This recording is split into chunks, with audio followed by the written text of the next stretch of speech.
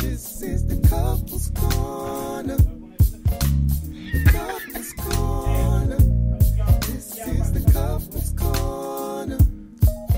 Team Evans. This is the Couples Corner. The Couples Corner. The Couples Corner with Team Bevins of I Still Do Ministries every Monday night at 9 p.m. Eastern Standard Time. This is another episode, and today you will get some good information, some great nuggets, and some tools to strengthen your relationship. The Couples Corner with Team Bevins. Party people, how y'all feeling tonight, man? Welcome to the Couples Corner. We are Team Bevins. I'm Marcus, and this is my wonderful wife, Shuri. And it's going down tonight. We're talking, on a subject that many of you have experienced, but may not have actually given it any real attention. But we're going to give it some attention tonight. We're talking tonight about love and lust. And we're going to deal with the difference between the two, how they work together and how they work against each other. So, we're gonna get into it tonight. We're gonna open up with prayer, and then we'll jump right into it. Father, we thank you for another opportunity to gather together in the Couples Corner. We thank you, Lord, for what you're going to do tonight with and through your people, Lord. We pray, oh God, that every person that is connected tonight to the Couples Corner, that they would get some information that they can use to strengthen their relationship, to cause them to be better, to be smarter, to be wiser, to make better decisions, and to have longevity in their relationship. We thank you, Lord, that all will be done decently and in order, and that you'll get glory, honor, and praise out of it. Love you, and we thank you in Jesus' name. Amen. Amen. All right, so we're talking about, of course, dealing with love and lust. And so, for those of you who are listening live on Mix Station, what's happening with you. We appreciate you. For those of you who are tuned in with us on Facebook Live, of course, you can, share this post with the people that you're connected to. And, of course, you can add your questions, your comments. And we're going to need to hear from y'all tonight dealing with this love and this lust. One, because a lot of people don't really know the difference between the two. And honestly, there's only a small fine line that divides the two. They're similar in many ways, and so we're going to deal with some of those things tonight so that we can have a better understanding. So let's start first with the intent, because the intent is always where it really starts off. So the intent that you have from the beginning is going to determine whether it's going to be love or lust. Now, you ain't going to start out in love because you don't even know, but it can end up there. But if your intent is not even to head towards love, you ain't gonna make it. If your intent is only to head toward lust, you will just intensify your lust, but you won't make it to love, because that's not where you're aiming. That's not your intention. And so we have to deal with what that really is, and how we can really be comfortable accepting reality, because sometimes that's a struggle for us to accept reality, and when we get to the place where we can accept the reality, then we put ourselves in a better position to have a better relationship, to get a better outcome. And so that's important, and when we look at love, again, like we said, it's not something that you're going to just jump into and say, oh, I'm in love because I just met you and you told me your name. No, it don't work like that. But you have to position yourself to be headed towards that.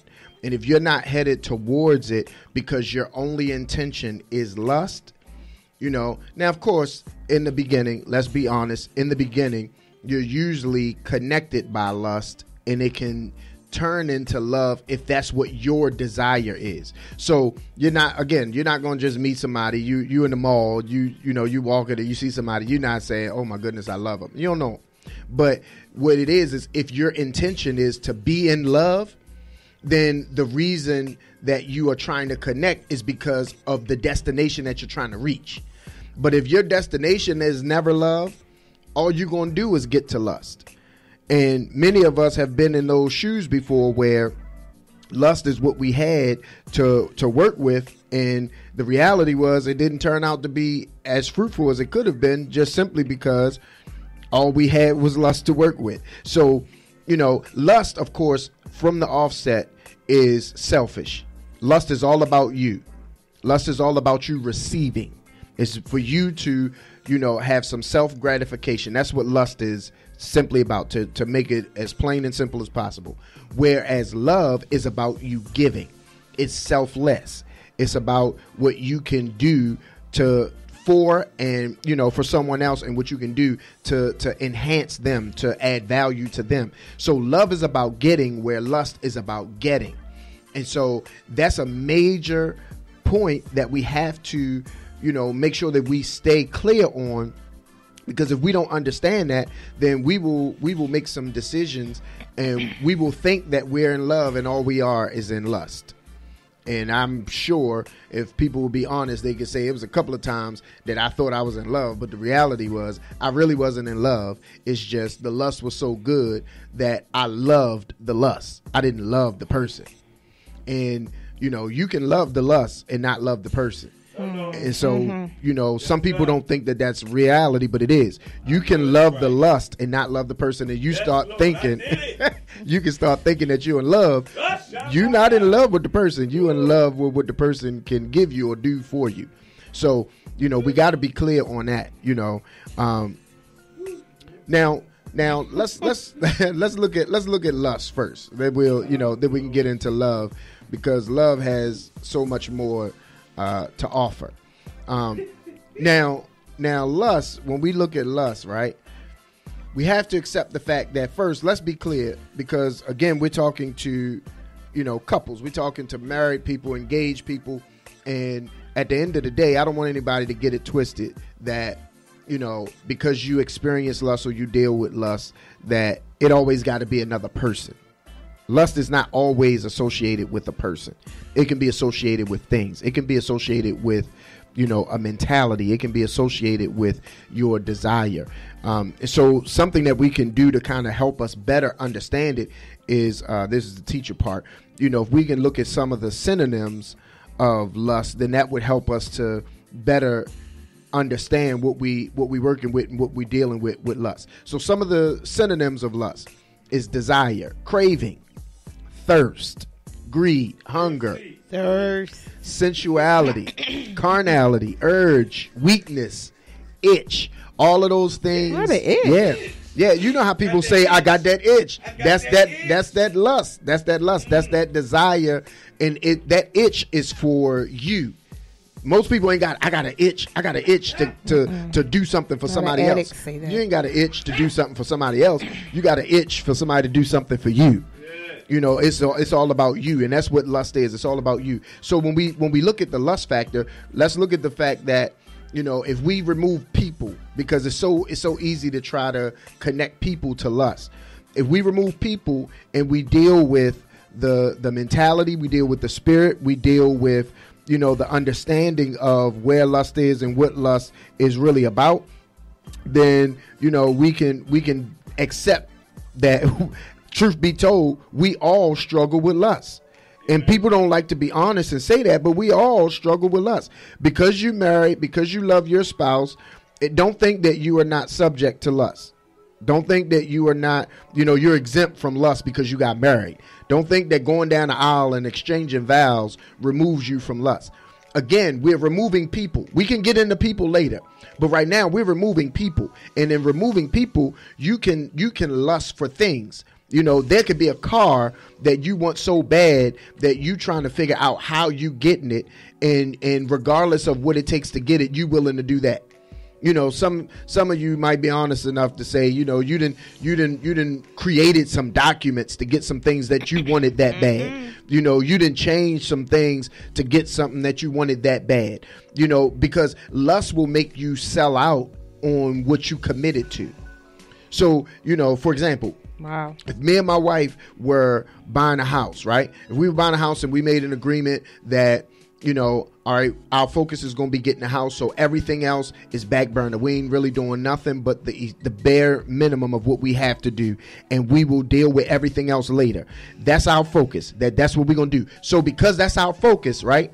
Now, I got to go somewhere and sing, or I got to go somewhere and preach. I got to go somewhere to an event, whatever, right?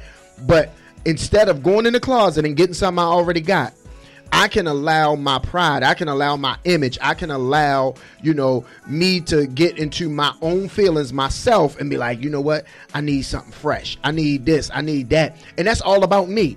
Don't nobody care. They don't even remember that I already had that outfit. They ain't seen it in so long, but that's my mentality saying, you know what, I need to go and get me some fresh shoes. I need to go get an outfit. I need to do this. I need to do that. And that's all about me. That's all about me feeling some kind of way when I walk in the room, when I walk through the door.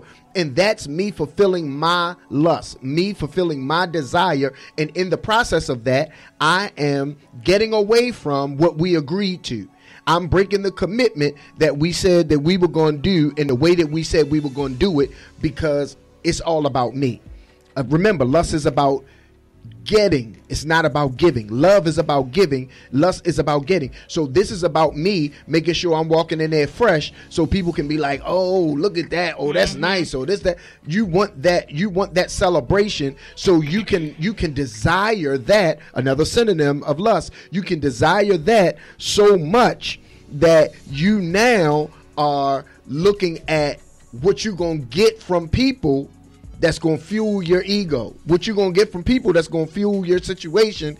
And as a result of it, I done broke the commitment that I made. Now, that might seem small, you know, that might not seem like much, but the commitment was broken. We made an agreement. We had a goal, and this event and the attention that you want from people, or that you want to get, or the status that you're trying to maintain, you're willing to forsake what's important to go after something that is for a moment. You don't even know who really going to show up. You don't even know who really going to be there. It might be dark and they might not even really be able to see it. Now you're mad that you done went through all that and ain't nobody even really see what you got going on. But again, this is another situation where we let lust win, you know. And like we said, you know, we taking people out of the equation. Sure, we can deal with people. We can bring people into the equation. Because listen, I hope we got some honest people that's with us tonight that's not going to lie and act like they wonderful, that because you married or because you engaged, that nobody else in the world is attractive.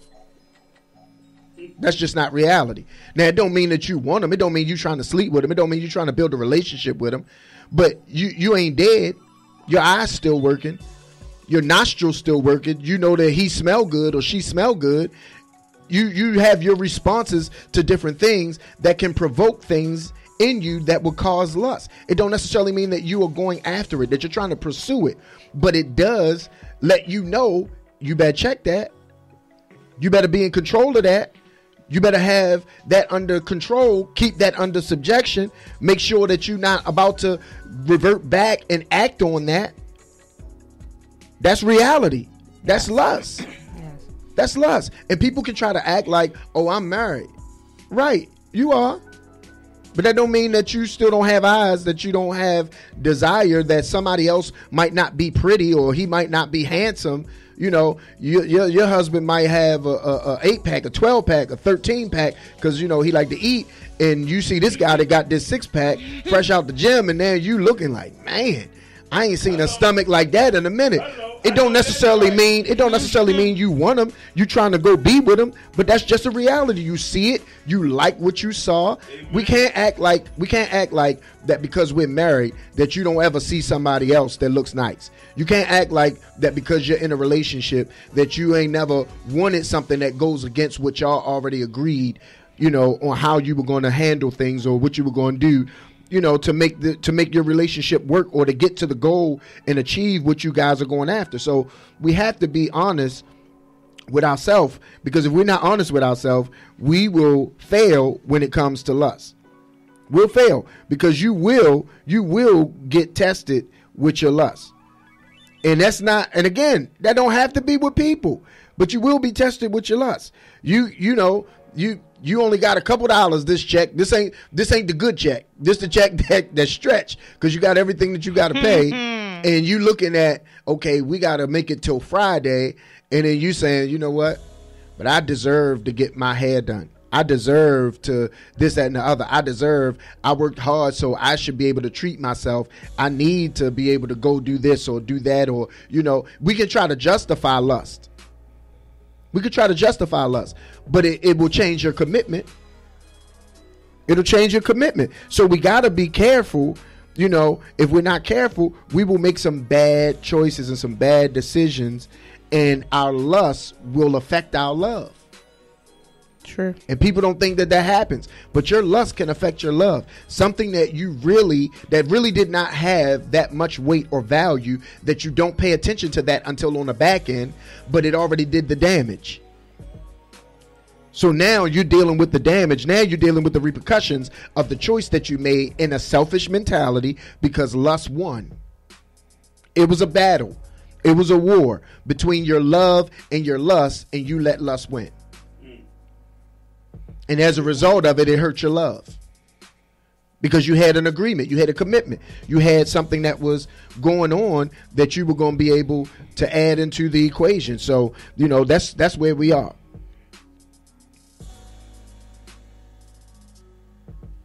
That's where we are. Okay. So, y'all pray for your girl tonight. If you have any comments or any questions, please call in at 1-855-493-6499, or you can post. If you're on Facebook with us, you can post on Facebook. When it comes to love, love is are we going to love? Okay, love is giving, right? That's what you said. It's not taking. Right. Love is giving. So the Bible says that for God so loved the world that he gave his only begotten son. And because he loved us, he gave. So if you are not giving, you are not loving. If you are not trying to make that your spouse or your significant other, trying to please them or make them have a great day, for lack of a better word, you're not loving. If you are worried about what they're not doing for you, then you're still in lust. You're lusting because you want to receive something. And yes, you should receive something, but that should not be your focus. You should be giving. You should be making sure that things are okay and that they know how much they are loved from you. And so many times we lack in this because we are considering ourselves and what we don't have or what our spouse is not giving to us, and not focusing on what we should be doing for them. Sorry, I lost my thought. I had 15 thoughts when he was talking. But basically, my main thought was that, God loved us so much that he gave his son that we could have life. So how much do you love? How much do you love? What are you willing to give? What are you willing to give for your spouse? What are you willing to give to make sure that they know that love is an action word? Right. Love is something you show, not just say. You can say I love you 1,000 times, and of course we want to hear that. Every person wants to hear that their spouse loves them or their fiance loves them. But what are you willing to give? Right. So on that same line, right? We did the synonyms of lust. Let's look at some of the synonyms for love. So some of the synonyms for love is appreciation, friendship, passion, respect, tenderness, taste, cherishing, devotedness, regard, worship, like. Those are all things that come with love. And so it's about you giving, though. We talked about how lust is about you getting and you being selfish when it comes to lust. Now, the challenge when we deal with the aspect of relationship, our challenge is we are so hung up on what we want and what we get or don't get that we forget to do our part. We're so busy being critical of the person that we're with that we're not that critical of ourselves. It's so easy for us to look at somebody else and say, well, you're not giving me this, or you're not doing this, or you're not providing this, or that doesn't give you a pass to stop producing. That doesn't give you a pass to stop doing your part. You know, I say it all the time that when we took our vows, we didn't take our vows to say, I will do all of these things as long as she is a good wife, or as long as he is a good husband. No, your what you agreed to, you know, the covenant that you made when you said your vows was, this is what I was going to do. It was never about what they were going to do. It was all about what your commitment was, what you were committed to do. And it was not contingent on, well, I'm going to do that if they do a good job at what they made their commitment to do. No, that's not how it works. You're responsible for what you committed to. You're responsible for being who you said you were going to be and doing what you said you were going to do. Whether the other person is being who they said they were going to be or doing what they said they were going to do or not. That's the hardest part of being in a relationship. If you can continue to be who you're supposed to be while the person that you're with may not be meeting all of the expectations that you have. Amen. That's something serious that you really have to look at. And many of us are not in the position where we focus on ourselves. We will focus on everything else around us and not ourselves. We will focus on what they aren't saying, what they aren't doing, what they aren't giving, what they aren't, you know, whatever. And we don't put that same effort or energy into ourselves on what we're not doing or what we're not giving or what we're not saying, whatever the case. You know what I'm saying? So it's like, it's so easy for us to point a finger at someone else and make the fault, in a sense, of what we think the relationship should be on somebody else's, you know, be the weight on somebody else's back. I tell everybody, if you want your relationship to be successful, if you want to have happiness in your relationship, make it your responsibility. If you ain't happy, it's your fault. Yes, sir.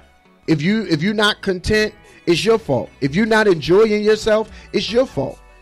If you would take that as a personal ownership and you made it your position to change it, things would be different. But we don't do that.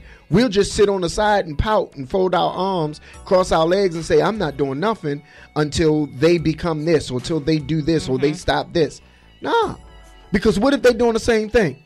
What if they shut down the same way you shutting down and you got two people sitting still being stubborn, getting nowhere, and now everybody talking about, I want to leave? That don't make any sense. Now you want to leave because you quit. You quit without leaving. They quit without leaving, and both of y'all sitting there in front of each other with a quitting spirit, waiting on the other person to produce. That's your responsibility. You got to do it. You got to do it. You got to do it. You got to be it. So that's a part of love. Love is about giving. You know, when we look at Jesus, you know, just like she mentioned earlier, that God so loved the world that he gave his son. And not only did he give his son, but he gave his son so his son could give. So now Jesus shows up and Jesus is giving, right? He's giving without a return. He's giving without looking for a return, because his job was not to focus on the return. His job was to focus on his assignment, which was to give. You will make a great husband as a wife if you focus on being a great wife and giving what you're supposed to give as a wife. You would make a great wife as a husband if you focused on your responsibility and you gave what you were supposed to give and do what you were supposed to do as a husband. Because listen, guess what? Even if they didn't think about it, even if they didn't want to do it, you can make them do it because of how good you've been to them. Your consistency works. But that's part of our challenge. It's not that we don't do or we don't know how, we're just not consistent. Yes, sir. And when we're not consistent, that makes things difficult. Sure. We got to be consistent. You can't do it one time and be like, well, I did it. No, what if you did it and they wasn't looking? They missed it. You did it, but they missed it. Yes, sir. So it's like, you know, you got to be consistent. You got to make sure that you own it. You know, I used to tell my students all the time, you know, because you would have kids that didn't want to do their homework and do all that. And then they would decide, you know what, I'm going to start doing my work. And the first thing I would tell them is make sure you're doing it for you. Because if you're doing it for that teacher already lost hope in you. So the teacher don't think that you're going to continue to do it. You're just going to do it one day. You might do it 3.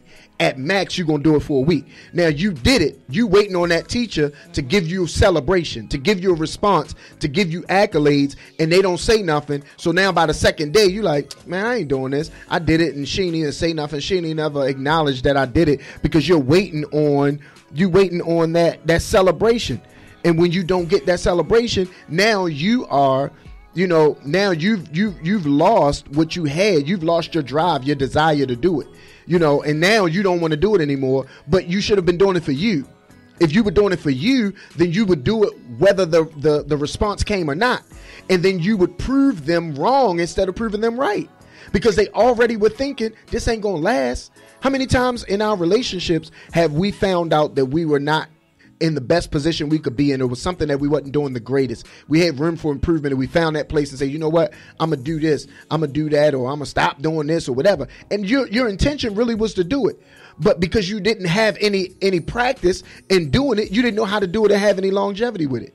You did it and you stopped. And then they sitting there the whole time saying, I knew this wasn't going to last. I already knew it. So you proved them right instead of proving them wrong by being consistent. Mm-hmm. So oftentimes we make our own beds difficult to lay in because we're not consistent and we're not showing love. And then we allow lust to ruin our love. We allow our lust to ruin our love. We allow that mentality of lust to pervert the purity of our love. Because the love that you have is pure. It's just that the lust is corrupt. And if that lust taints your love, then you'll start loving crooked. Mm-hmm. Amen. And if you start loving crooked, then what you got then? Crooked love. Crooked love. Crooked love. Don't nobody want no crooked love. Crooked. You got to make sure that you're doing it the way it's supposed to be done. We gotta take some ownership. We gotta stop. We gotta stop treating people and treating our relationships as if they don't have value.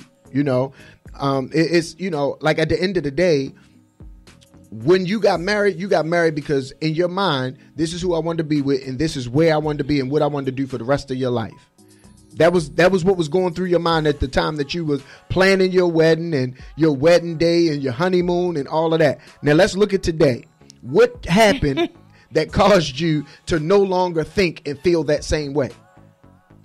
Because the reality is, in marriage, value goes up.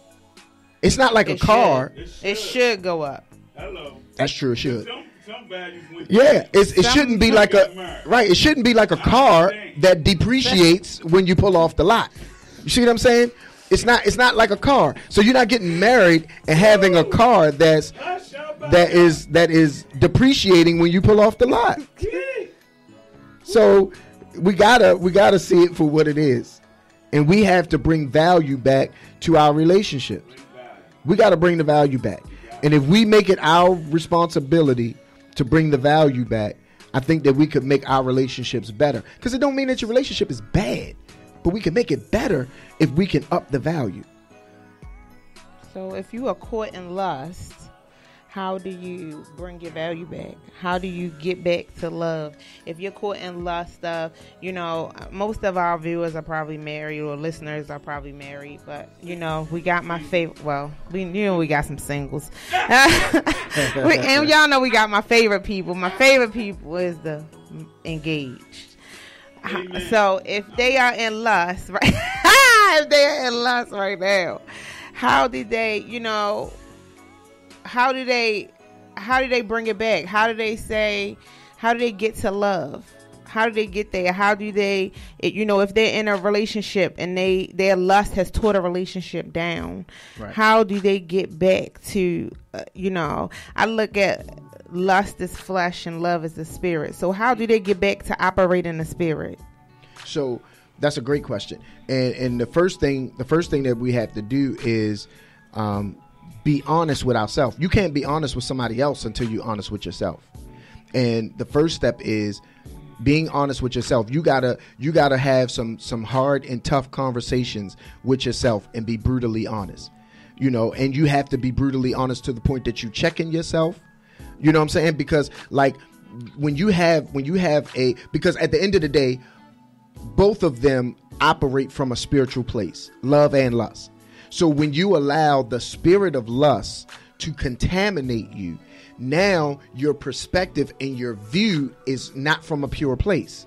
So you no longer are looking at things with the right spirit, with the right perspective. You're not looking at things with the right heart. So from that, you are now looking at things out of a tinted window, so you don't see it as clear. And the way that you can get back from lust into love is there's some questions that you can ask yourself, especially when you're dealing with it from the perspective of the relationship. You have to ask yourself, in my relationship, do my object of love, right, which should be your mate, my object of love, do I see them as an object? You know what I'm saying? Do I see them as a thing or a person? Because if I see you as a person, there's some things that I will understand because of love. But if I only see you as a thing, as an object, I don't care about the person, because all I want is to be satisfied and pleased. And we're not talking about just sex. We're talking about dealing with the fact that your selfish desire, your desire for selfish gain has exceeded your ability to love from a pure place and be the giver. There should be a fight in your relationship on who's going to give the most. Not a deficiency that somebody is looking and lacking and waiting on, like, I just wish that she would, or I just wish that he would. There shouldn't be a deficiency, because there should be a fight for who's going to give the most. Oh, no, you don't have to do that. I got it. I already did it. Or, oh, no, well, last time you did, so I got, oh, no, don't worry about it. I already did it already. Because we're fighting to give. Who's going to give the most? That's when you have that purity in your love. But that lust is like, man, she'll never, or he'll never, or I can't, you know what I mean? Because that's all about you. That's all about you. So we have to remove the scales from our eyes that lust has created, because lust is all about you winning. Love is all about your spouse winning or the team winning, but not just you. Not just you. And so the way you get out of that selfishness, you have to give your way out. You got to give your way out. If you're a selfish person, you got to give your way out. And if you don't give your way out, then you will stand on the side with your arms folded, waiting to get some more. And that is not going to be a comfortable position. But we got to check, and we got to make sure that we have, the object of our love. We got to make sure that what we love and who we love, that we're loving the person and not just what the person can do for us. You've heard the expression, they don't really love me. They just love what I do for them. Oh, I didn't know what that was. I didn't know what it was. You thought I was going to Snoop. They don't love me. They just love. No. Not. We wasn't going to Snoop with the doggy style. Jesus, I didn't know what we was about to say. No. We wasn't going to Snoop. We wasn't going to Snoop. You know what I mean? Hey, Okay. Yeah, but it's a reality. You know what I'm saying? Were you about to say something? Oh. So. I was about to say something earlier. You said lust will make you sell out on what you are committed to. Right. So there's a lot of people selling out.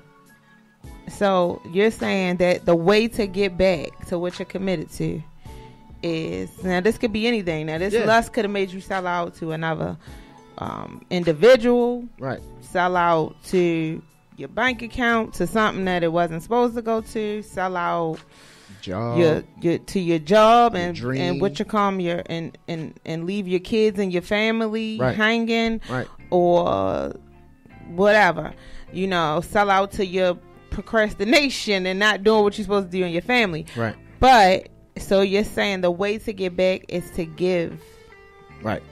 You gotta give your way. You gotta give your way out of it, because when you're in lust, you're in a selfish place, a selfish mode. So you gotta give to who lack, right? Or you gotta give where you gotta give to.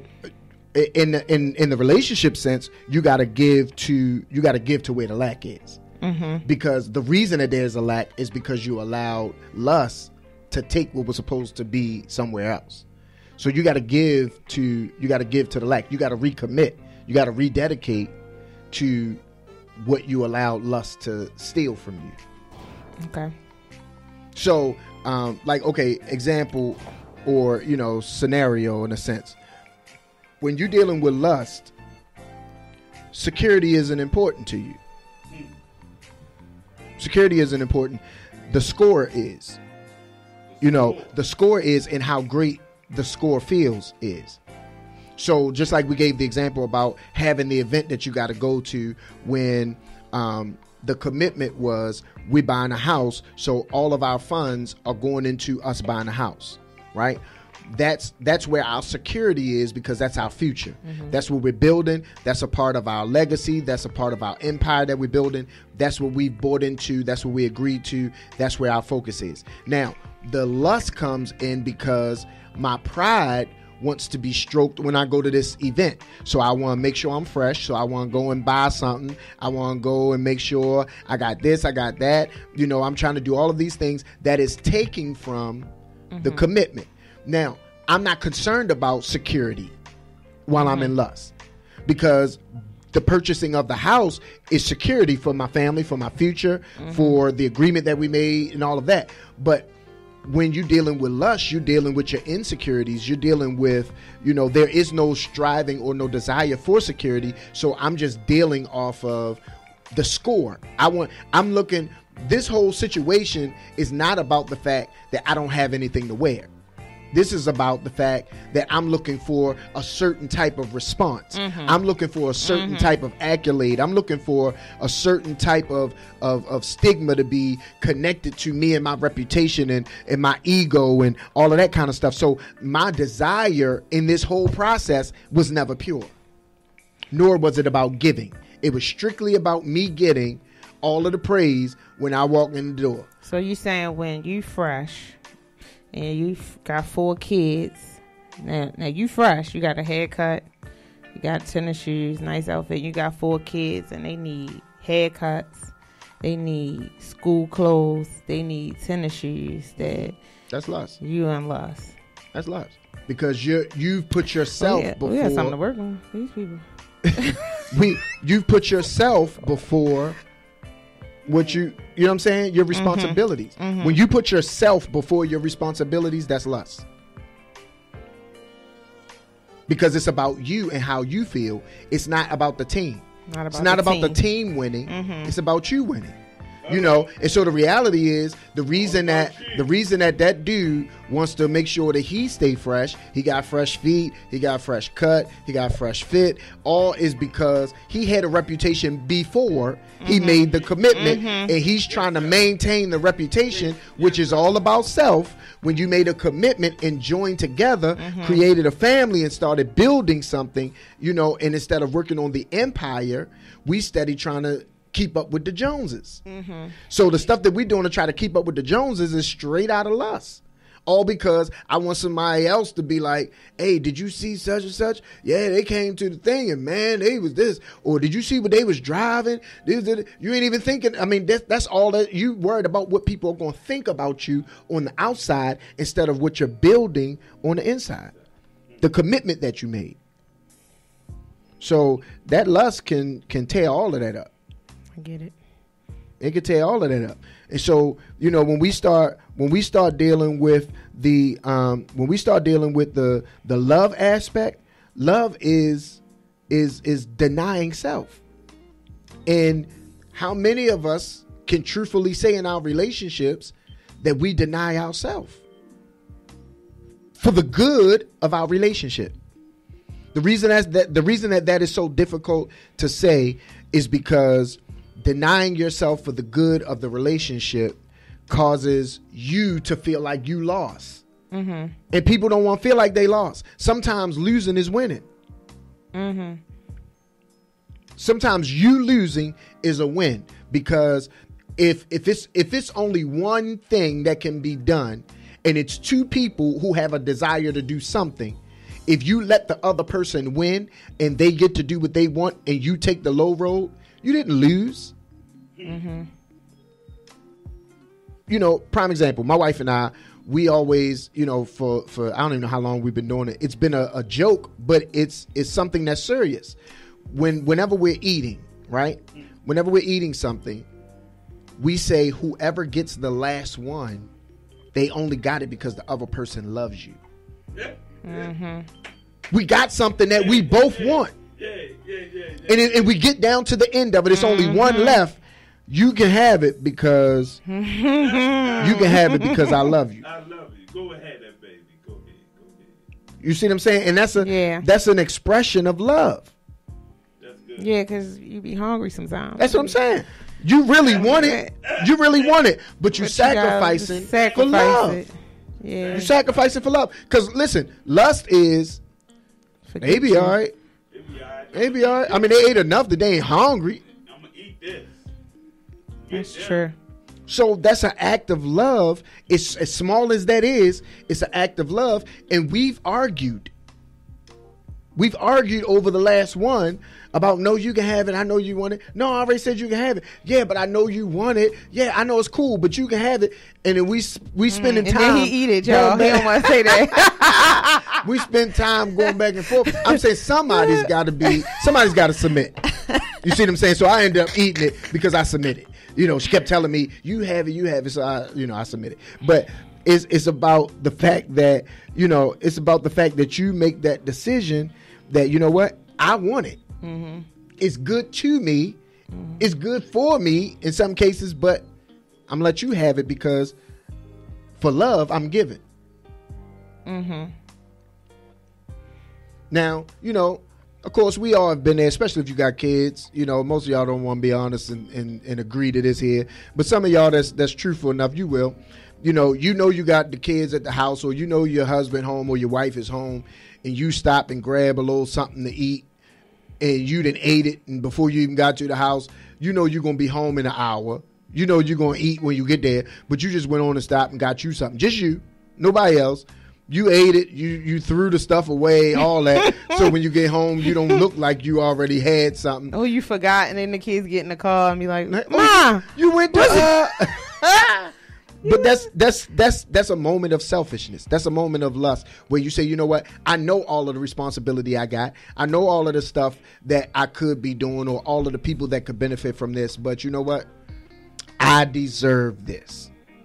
I work hard, and sometimes I just need to do some things for me. Sometimes, it's okay. Because we got to sell it.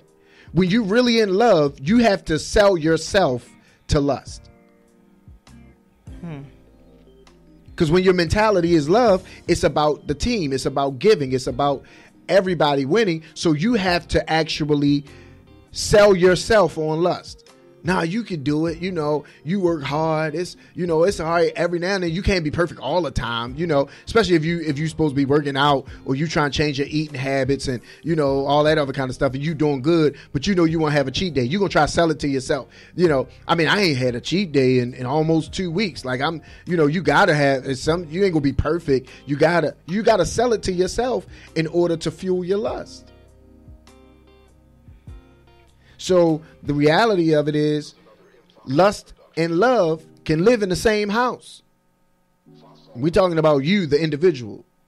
Lust and love can live in the same house, but you got to feed your love and starve your lust.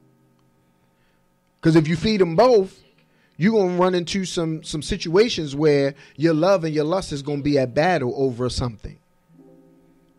And you're going to be mad if your lust wins.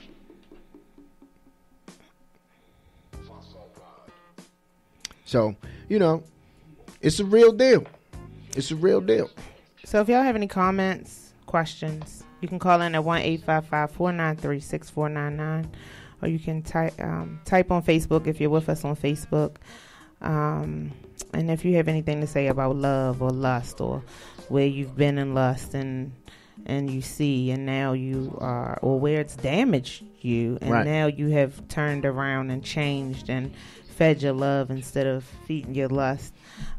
Share, you will help somebody. You Definitely. Will help somebody, I promise you. The number again is 1-855-493-6499. So let's I'm sorry, I wasn't looking at social media. We had some comments on there. Some people said some things. Maybe they hellos. Hello, everyone. Hello back. This info is needed. Really appreciate you sharing. Praise God. That's fine. Uh-huh. That's nice. Work on yourself first. Somebody, we had another comment. You must love yourself first before you can love others. Very true. Serve your husband. That's good. See, you know, a lot of people are mad at you for that comment. Serve your husband. People mad. They mad already. Serve your husband. What about him serving me? He need to serve me. He need to pay these bills. He need to do this. He need to do that. This don't have nothing to do with what he needs to do. What do you need to do? So, all right. So, you know, there's a whole situation that we always kind of bypass. You know, I say it often when I get an opportunity to, because we got so many people who want to be something that they have not paid the price for. And what I mean by that is, you know, especially in our culture, because we can get in our culture, we can be so black that, you know, oh, hey, queen, and all of that. And I get it from the heritage sense. But some stuff people ain't doing for heritage. Some stuff you saying because, oh, you a queen, you shouldn't take that or you shouldn't do that. Let's be clear. It is impossible for you to be a queen unless you have a king. Hello. And so if you are not treating him as a king, how are you expecting him to treat you as a queen? Hello. So, you know, that serve your husband is not a degrading thing.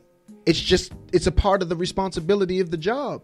If you want to be a queen, you have the responsibility of serving your king, unless you are willing to allow the peasants to do it.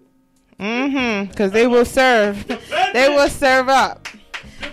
The peasants will serve up. And if the peasants serve, then you're going to be mad at the peasants, or you're going to be mad at the king for letting the peasants serve. But the king is just trying to be a king. And if he's not being served by the queen,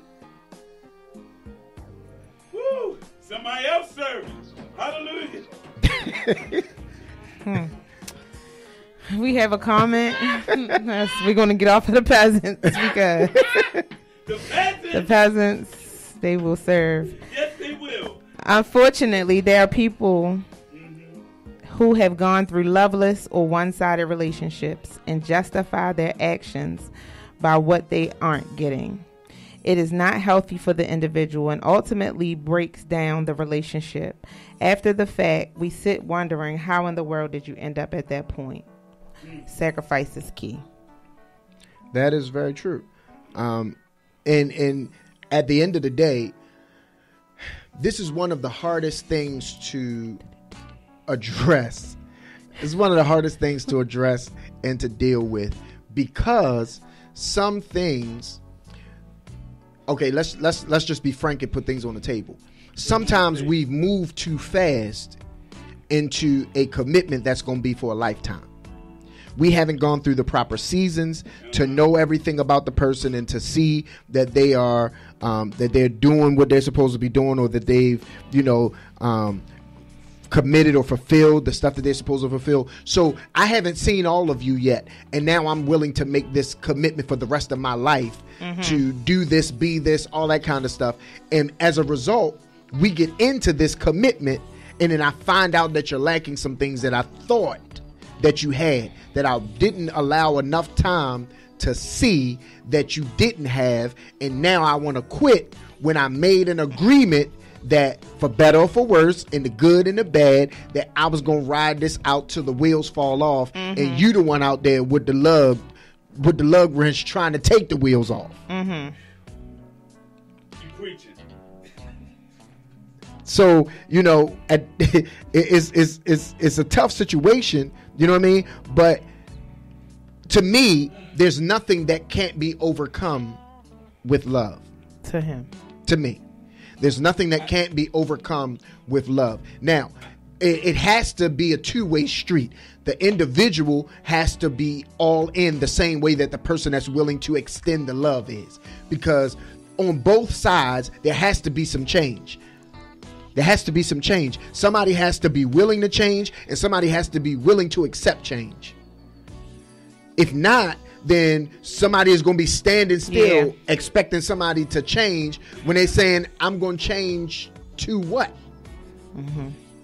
Because to be truthful, many of us want to be treated better than what we deserve to be. We want to be treated better than what we deserve to be, based off of what we have given and the amount of investment that we have into the thing. We want to be treated as if we've given it all, and we have not given it all. Yes. So it's a tough situation. It is.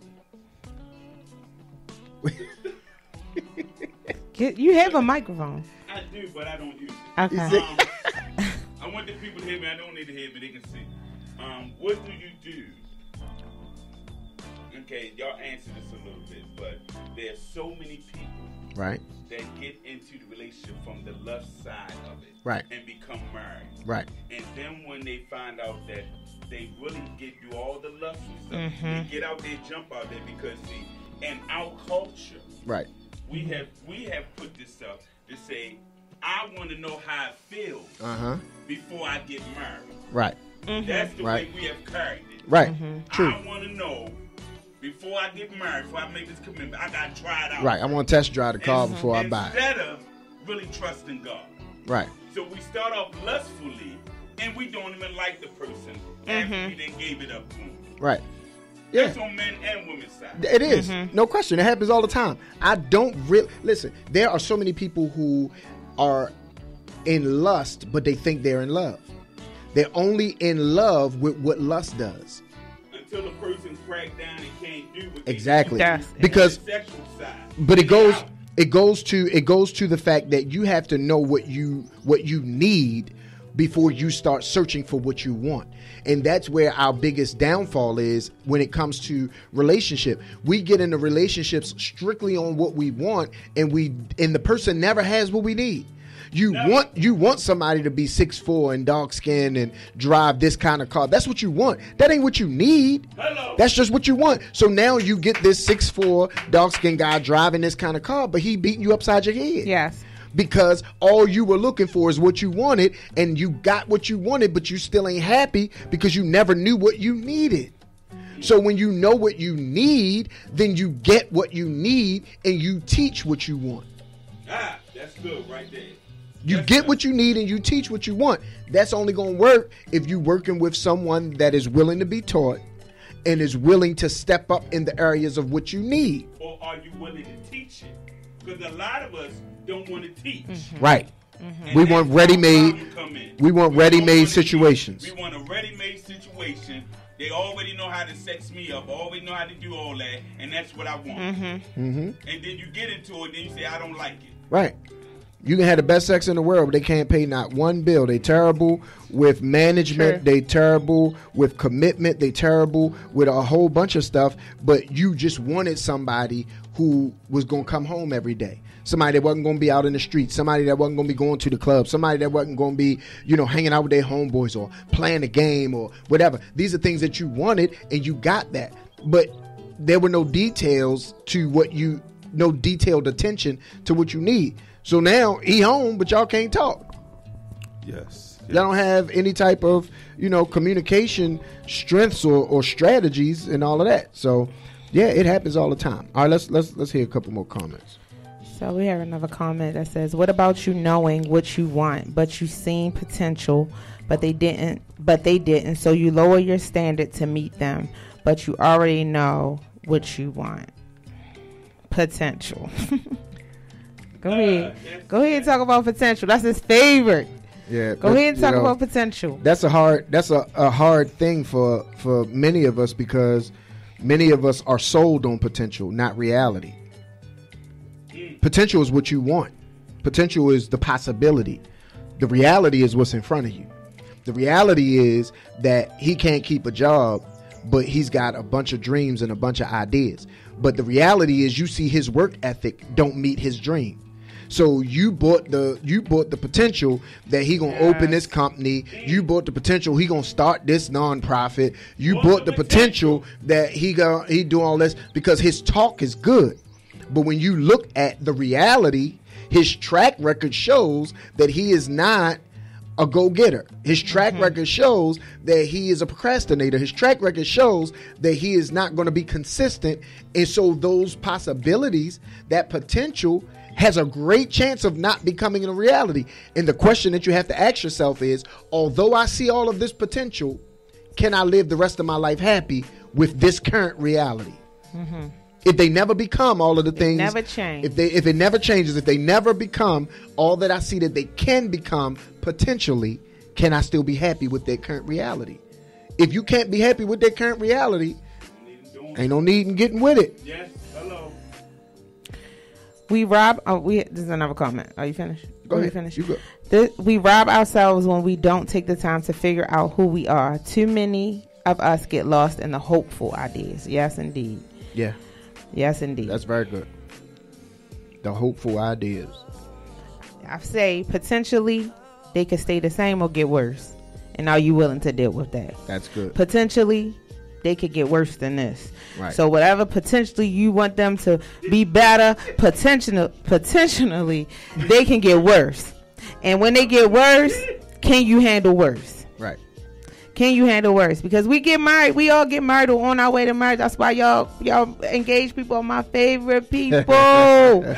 Because you got time to say no or fix it or do whatever. Yeah. I am pro marriage, but y'all gotta understand that there's a lot of people wasting time. It's a lot of people saying, well, I thought it's nothing good after you just spent all that money. You've been living together. You done wasted all this time. Now you got to figure out, you got kids. Now you got to figure out what to do.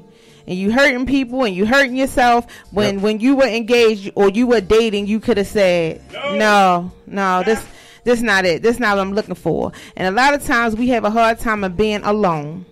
We have a hard time with being alone. Yep. We like, oh, but it's good when we come home to each other. It's good. But potentially, if he gets worse or she gets worse, what are you going to do then? Exactly. So, there's a scenario that I recently kind of, stumbled across that was just like great. We are people who treat relationships like apps. So when you download an app, before you can use it, the first thing that you got to do is agree to the terms and conditions. But we don't read them all. We don't read them terms and conditions because lust says, I just want to enjoy this, so accept. Yes, sir. I just hit accept. As long as I don't have to pay a monthly fee, accept. I'll deal with everything else. Accept, because I just want to enjoy this. That's lust. But when you're dealing with love, where you are really intentional and you trying to build something, you're in a negotiation stage. So it's almost like signing a contract with somebody or with something. They're gonna give you that contract, you're gonna read it over and say, well, I don't really like this, I think we need to change the wording on this, and you'll go back and forth until the both of you agree and you're on common ground, so that the both of you can sign it, and you shouldn't have problems when you've negotiated properly. But when you anxious and you are lustful, they will offer you a contract and you will sign just so you can say, I made it. I got it. So you hit, I agree, and then you get a virus in your system.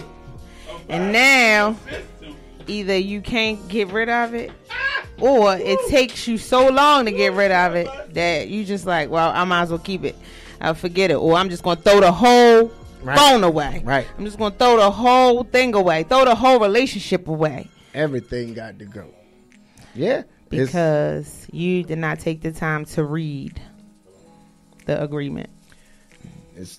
We just want to play. There's some fine print in there that you just don't want to agree to, but you agree. I agree. Exactly. I agree. I take it. I'll take that until it gets too much. Yeah. Got another Next comment is, the worst thing you can do is stand at the altar sweating bullets because you know you have having second thoughts. Like, is this person what I really want? That's a long walk down that aisle. Laugh out loud. But going through with it seems easier than backing out and saving everybody the stress and heartache. Right. And that is the absolute truth, because nobody wants to feel like, oh, I did this. Nobody wants to feel like, we did all of this and now I changed my mind. But nobody's going to live in that hell with Thank you you. for tuning in But you. to the Couples Right. Corner with Team Bevins. Exactly. We're grateful that you stopped by and shared your time think with we us have a tonight. caller. We look forward to seeing you again here next week at 9 p.m. And feel free to share this with any of your people No. who would benefit from this conversation. We're grateful that you shared your time with us. And now we've got to go, but we look forward to connecting with you again here on the Couples Corner with Team Bevins. We can take it. For those of you who are with us on Mix Station, we're going to extend just a few moments because we got some calling we got to deal with. Hello? Yes. How you doing? Hey, what's going on? What's going on? This Cameron. How you doing? All right. So, How you feeling, bro? I had a question. Okay. So, based off the statement that you made earlier in reference to the definition from love and lust, now, how does that coincide in reference to Scripture? Because I was looking at some things, and it was one that was saying that, of course, do not lust in your heart after her beauty, or let her captivate you with her eyes. Now, is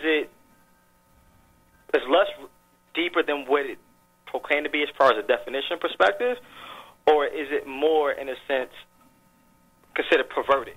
Because my thing is, like, for example, it says that lust is, in a sense, a strong sexual desire. So, I ain't gonna lie, I'll be in church sometimes, and I'll be praising God and all that good stuff. My wife walk in there, I done forgot everything. But see, I'm with you. I understand. That's your wife, though. Now, she done walked in there looking like better than the dinner snack or something, and I'm like, Lord have mercy. And then I'm gone. Right. So, But is it possible to lust after your own spouse? So now listen. The difference is perversion, right? Okay. Perversion is the problem. So, okay, for example, sex is not wrong. It's who you have sex with that makes sex wrong.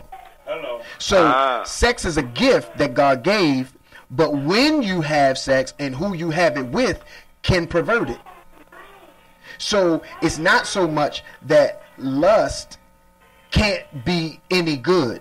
It's that we don't have control over ourselves when it comes to lust. So even if we take it back to the beginning stages, when you first saw your wife, you were attracted to her. It was what you allowed your mind to fester and build and to create that could turn that attraction into lust. Got it. Okay. Or it could turn into love. But it started out as mere attraction. Yes. So it's almost like your thoughts and them becoming sin. It's not the thought that becomes the sin. It's how you handle that thought and where you allow that thought to take you in your action that becomes the sin.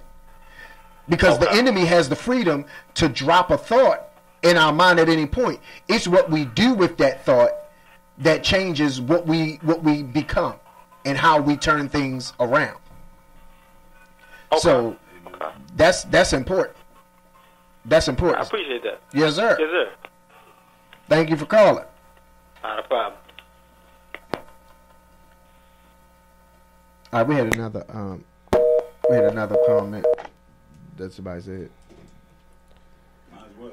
Is it 15-minute extension on the Couples just Corner said she today. The producers taking 15 minutes control of the station today. Vice President of Mix Station, Wilbur Nichols, is taking control today. Amen. You may go on now. She said she can't walk until her dad, Pastor Tony Smith, says yes, he's the one. LOL. I'm not making no mistakes on that one. I'm one and done. Laugh out loud. Yeah, he's the one. He'll tell you. Yeah, I mean, but that's Yes the way or that's the no? way that it's supposed to be. You see what I'm saying? Yes But that's the role. or no? That's the role of a father. That's the role of a father. And if a father is not present, then the spiritual one will step in and play the role If we allow him to. of Of course, it's all about allowance. But that spiritual one will step in and give that insight and understanding, because a woman is always supposed to be covered. She's supposed to be covered from birth until death. And she's supposed to be handed over from her father to her husband so that she's never uncovered. Now, because, people big enough and bad enough and grown enough to do what they want, they do what they want and end up uncovered, end up in crazy situations because they are not submitted to the covering that they have, which for any man should be a clear sign and indication of what you're getting yourself into if you have a woman that's not submitted to who is covering her before you. But that's a whole nother subject and situation. But we gotta check ourselves and make sure that we are operating out of love and not out of lust in all of our scenarios. Because of course we spent 99% of this dealing with the spouse to spouse. But I was explaining to my wife earlier that anything that one of us goes through, both of us go through, because we're connected and we're one. So if we're not careful, we can make some decisions dealing with anything that will affect our house, and we think that it's only going to affect us. When you're married, nothing you do only affects you. So true. So true. Somewhere along the line, it's going to affect your mate because they either have to be in agreement or an allowance. One of the two. They might not agree, but they may allow it. But they have to either be in agreement or they have to allow it, because anything that you're doing that's not with them is something that you're doing that's taken away from them. So it could be your job. You could make a decision on your job that you say, you know what, I know I got a job and I know that is what provides for our family, but I got this dream and I'm just going to throw my job away to chase this dream. That's going to affect your family. That's going to be selfish of you to throw away your stability to go chase something when you two are not in agreement. And that's going to affect your household. So these are the kinds of things that we got to know. It's not just about, a man or a woman. It could be about your money. It could be about your job. It could be about your integrity. It could be about anything. But if you allow lust to run it, if you allow lust to lead it, it can damage everything that's connected to it. We just had a situation with our football team here with the Ravens. We had one of the players that got into a situation with the law. And with his situation with the law, something that he did that was not during football season, he was not done on, football territory, but what he did got him arrested, and as a result of it, it affected the entire team. It affected the entire team to the point that he lost his job. And we had to get somebody else to replace him because his decision that he thought he was big enough, bad enough to do on his own just to make that decision, he didn't consider that this decision that I'm about to make has the potential to affect so many other things. And so we're only saying it from the aspect of the team. That team that got 50-something players and a coaching staff of 20-something, 30-something, 40-something people, but we didn't start talking about the hundreds of thousands of fans that are also affected, all by one decision.